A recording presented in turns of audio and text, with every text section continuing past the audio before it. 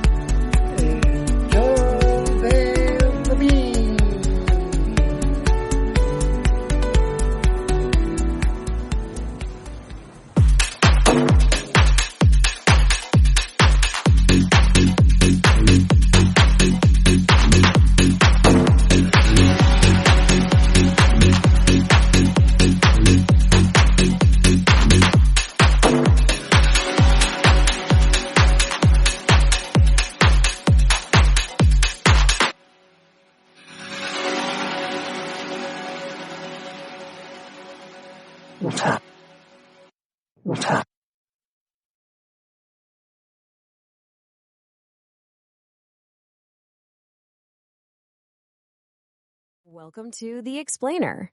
You know, in the world of superheroes, loyalty to the system is, well, pretty much everything.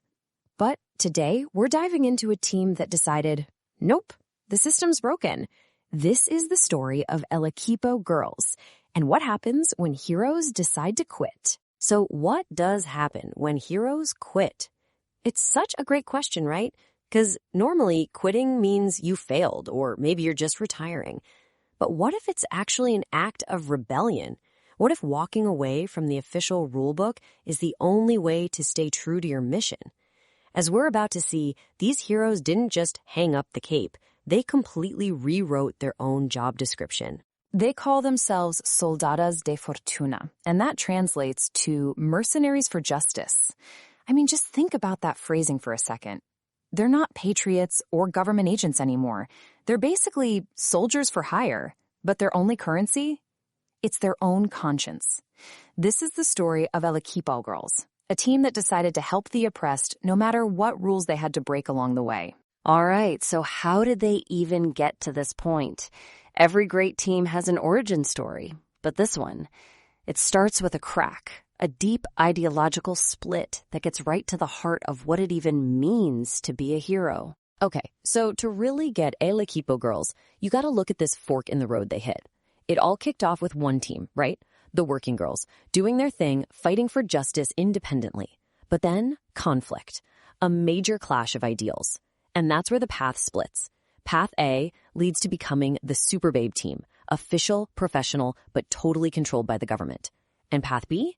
Well, that's for the rebels, the ones who wouldn't trade their freedom for a government paycheck.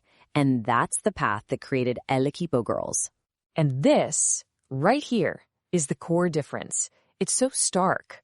On one side, you've got the Super Babe team, playing by the rules, their missions dictated by state interests. But El Equipo girls, they just threw that rulebook out the window. They chose total independence, guided by one single question. Who needs our help the most? It's this huge shift away from institutional duty and toward, well, pure personal conviction. So, who are these renegades who chose independence? Let's meet the crew, this new team of fortune-seeking heroines. Man, this team is such a cool mix of brains, muscle, and straight-up subterfuge. Leading the charge is Sabrina Mills, a former government agent, so she brings all that high-level strategy. Then you've got Betty, the infiltration specialist, inspired by the one and only Betty Page. The muscle, that's Judith Cadvasante, and this is key, she's a veteran of the original Working Girls. So she's like the living link to their ideological roots. And rounding it all out is Kaoru, aka Flor de Lodo, a martial arts and espionage whiz who was once a geisha warrior. What a lineup. But here's the thing. This team isn't just about human skill and spycraft. They've got this seriously powerful digital backbone. They're supported by two critical AIs, Vanessa Rodriguez, who's basically their PR and communications hub, and Clara Diaz, who handles all the nitty-gritty logistics and keeps the whole operation running smoothly. It's such a modern approach, you know. The AI is just as much a part of the team as any person. Okay, so the team's all set. And for their first mission, they're not going up against some run-of-the-mill bank robber. Oh no. They are immediately thrown into the fire, put to the ultimate test against a threat that could literally unravel reality itself. Their big bad is a guy named Adrian Voss. And he's not your typical villain who's just trying to, take over the world. He's a mad scientist using interdimensional tech to literally tear reality apart. It's a truly existential threat, which, when you think about it, makes him the perfect first challenge for a team that just went through its own identity crisis. So, how in the world do you fight a guy who can bend reality? You can't just use bigger weapons, right? The key to their victory is something else entirely, and it's summed up perfectly in their story. And this is the heart of it all. It's not about raw power, it's all about partnership. That shared belief system, the very thing that caused them to break away in the first place, ends up being their greatest weapon. I mean, what a powerful statement. In a world of crazy tech and superpowers, the strongest force is still the bond that holds a team together. Their story doesn't just wrap up after one mission. Their actions, their rebellion, it creates these ripples that spread throughout their entire universe. They're basically planting a flag for a whole new kind of heroism. Their legacy really unfolds in 3 key steps. First, they just prove it can be done, that a team can actually succeed and even thrive outside the system. Then, that success story becomes a blueprint, inspiring a whole new generation with their tale of conviction. And finally, their rebellion plants the seeds for the future, leading directly to the new Working Girls, a next-gen team that's ready to carry that torch of independent justice forward.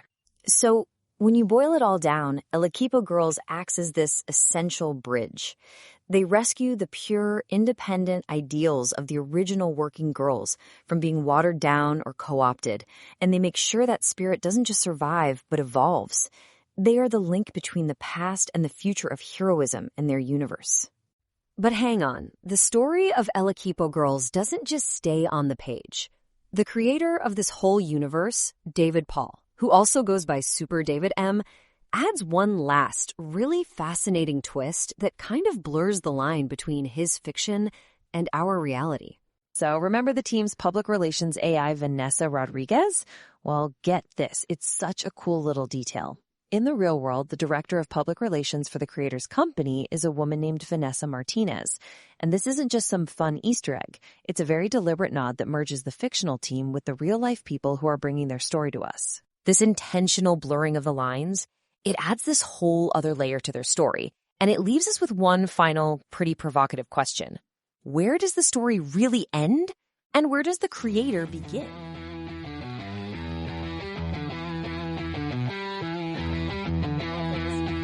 Hoy vamos a explorar un grupo bastante curioso que surge de un universo narrativo ya de por sí denso, el Equipo Girls. Exacto. Tenemos información de varias fuentes, descripciones del grupo, detalles de una novela, notas sobre su universo, el multiverso Super David. Queremos entender bien quiénes son estas soldadas de fortuna, por qué se formaron, quién las compone y, qué pintan en todo este multiverso. Claro. Para empezar, su origen ya es llamativo. Nacen como disidentes, por razones éticas, parece. Eso es clave, sí. Hay que ver la línea evolutiva para entenderlas bien. Primero estaban las Working Girls originales, muy independientes, ¿no? Ajá. Luego, de ahí surgió el Super Babe Team, pero este ya más alineado con el gobierno, con una estructura oficial. Vale. Diferencias ideológicas buscan, otra forma de hacer las cosas. O sea, que la ética es fundamental desde el minuto 1. Muy interesante.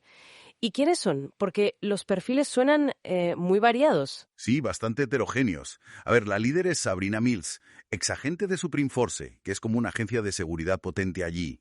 Ahora tiene tapadera de secretaria, pero es la estratega, pura cabeza pensante. Y luego Betty, inspirada en Betty Page. Esa misma, experta en infiltración, manipulación, con un estilo, digamos, muy particular, muy audaz. Vale. Y Judith Catves, Sonte, capitana militar, latina, experta táctica y fíjate, ya estuvo en las Working Girls originales. Exacto. Es como un vínculo, un puente entre ese pasado más independiente y este presente, digamos, con un código ético propio. Y junto a ellas, Kaoru, flor de loto, ex geisha, ahora guerrera, experta marcial. Y espionaje. Una combinación potente, desde luego. Pero no solo humanas, ojo. Ah, claro, que también hay integrantes IA, Vanessa Rodríguez y Clara Díaz. Esas son. Vanessa para Relaciones Públicas y Comunicación Estratégica. Y Clara, secretaria ejecutiva, a cargo de la logística. Una mezcla humano-IA que seguro que da juego. ¿Cómo funcionará eso en la práctica? La confianza, las decisiones... Exacto. Plantea preguntas interesantes sobre la dinámica del equipo. ¿Confías igual en un algoritmo que en tu compañera bajo fuego enemigo? Es un tema. Desde luego. Y todo esto, donde más se desarrolla es en su novela, ¿no? El equipo GURPS. Sí, dentro de las Novels of the Night. Es parte de este universo del creador, David Paul Super Davidson. Que es autor, músico, humorista, polifacético. Un poco de todo, sí. Y la novela, que se espera para enero de 2026, parece ser la fuente principal para conocerlas a fondo. ¿Y de qué va la novela, en esencia? Pues la trama las enfrenta un científico loco, Adrian Foss, y sus líos con tecnología interdimensional que amenaza la realidad. Lo típico, vamos. Acción a raudales, imagino. Sí, pero lo interesante es lo que subrayan las fuentes sobre el mensaje de la novela. No es tanto el villano, sino la idea de que la fuerza real del equipo... Sus habilidades. No exactamente. Más bien los lazos que las unen. El compañerismo, la confianza mutua, eso es, según la novela, su mayor fortaleza estratégica. Vaya, o sea que va más allá de la acción pura y dura. ¿Explora la amistad, la lealtad, como base de un equipo de mercenarias? Exacto. Eso le da un giro. Personajes femeninos fuertes, pero donde la relación entre ellas es crucial para su éxito. Rompe un poco el molde. Sí, me parece un enfoque atractivo. Heroísmo, acción, pero con ese fondo de redefinir la valentía y la amistad en ese contexto. Y además, su historia no acaba ahí. Parece que su existencia siembra las semillas para unas futuras nuevas Working Girls. Ah, sí. Como un ciclo. Eso parece indicar una evolución constante dentro del multiverso. Y hay otro detalle curioso, un guiño meta. Ah, sí, cuenta. La IA Vanessa Rodríguez parece ser un homenaje del autor a una persona real, Vanessa Martínez, que es o fue su directora de RPs. Anda, qué curioso. Una conexión entre la ficción y la realidad del creador. Añade una capa más, sí. Bueno, pues resumiendo un poco. El equipo Girls, un grupo de mercenarias por la justicia que nacen por principios éticos. Correcto. Disilentes. Con miembros humanos muy especializados y también IAs. Con su propia novela y un papel en la evolución de este multiverso, y cuya fuerza clave son sus vínculos. Exacto. Han elegido operar según su conciencia, pero claro, totalmente fuera de cualquier estructura oficial, sin red. Y eso, claro, nos lleva a una última reflexión, ¿no? Para un equipo así, que actúa por justicia pero sin supervisión, ¿cómo gestionan los dilemas morales? Esas zonas grises que seguro se encuentran. ¿Dónde ponen el límite? ¿Puede una ética autoimpuesta ser siempre suficiente? Buena pregunta para dejarla en el aire. Pues ahí queda eso.